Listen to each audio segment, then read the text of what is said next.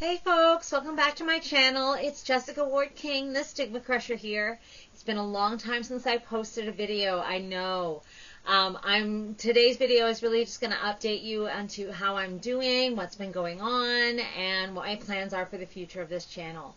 So, I have been well for about as long as I have not been posting videos. So, what happened was I was between two jobs in October of 2024, and I had been doing very unwell for about a year. My depression was through the roof.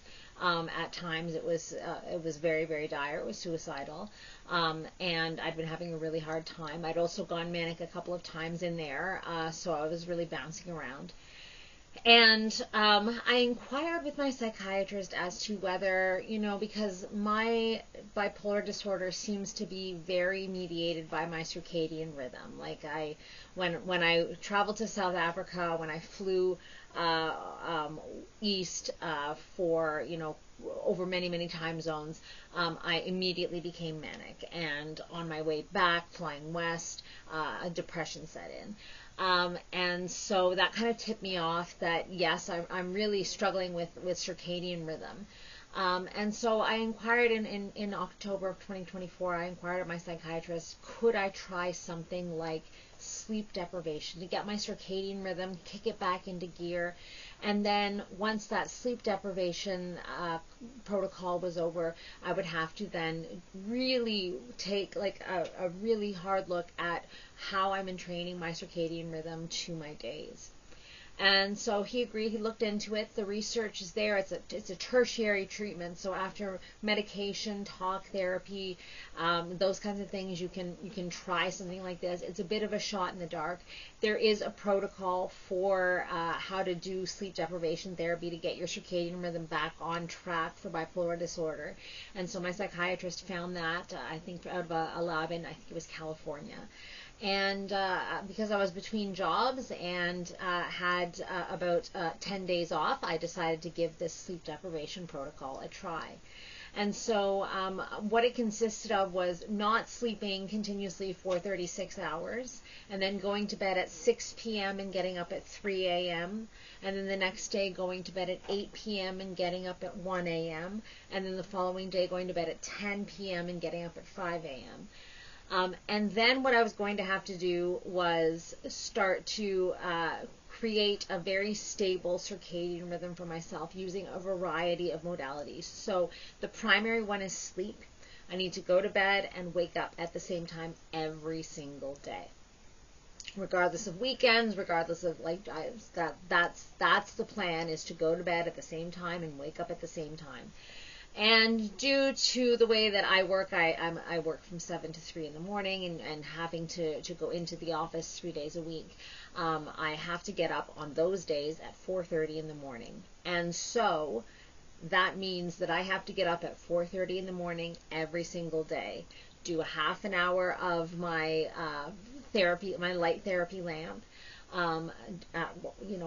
between about 4:30 and 5:30, somewhere in there. I have to do a half hour of my light therapy lamp. And then I'm also using my eating schedule as a way of entraining my body to a circadian rhythm. And so along with my ketogenic diet, I am doing intermittent fasting, so I don't eat between the hours of 8 p.m. and noon.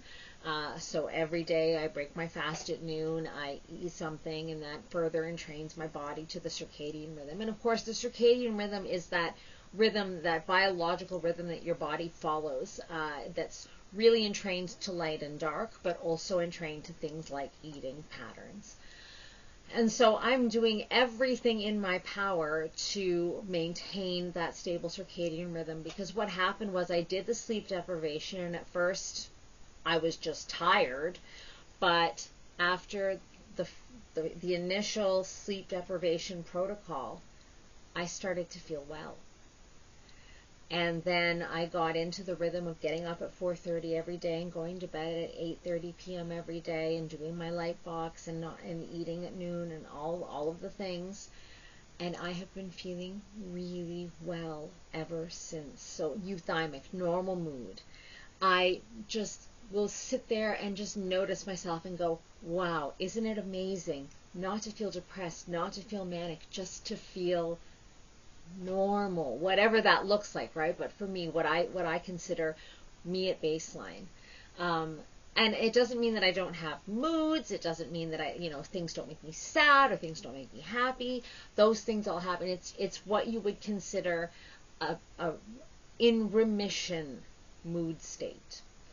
Now, do I have any expectation that this is going to, cure me of my bipolar disorder and that I'm going to now continue to be well for the rest of my life as long as I continue to do this?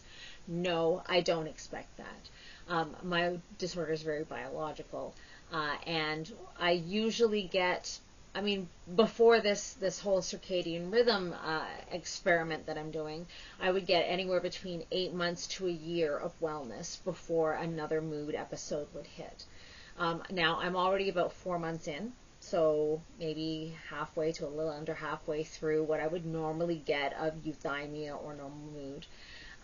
And so I am, starting to get a little nervous because at any time a mood episode could hit. Now, my hope is that when another mood episode hits, I'll be able to go back to that sleep deprivation protocol and get my circadian rhythm back and trained.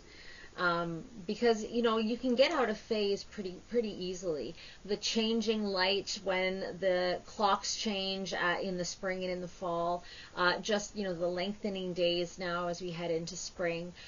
All of these things you can't control that. You can't control when the sun rises and sets, and so that can knock you off your circadian rhythm. If I do something stupid like think that I'm young and go out go out dancing like I did last night, I was not in bed by 8:30. I was in bed by 2:30 in the morning, but I got up at 4:30. I did my light box, and I'm trying to stay as consistent as I possibly can, even while I'm allowing myself some of those luxuries of, when I'm feeling well, I can do things like go out dancing and enjoy myself and actually have a good time with friends. And those things are important too.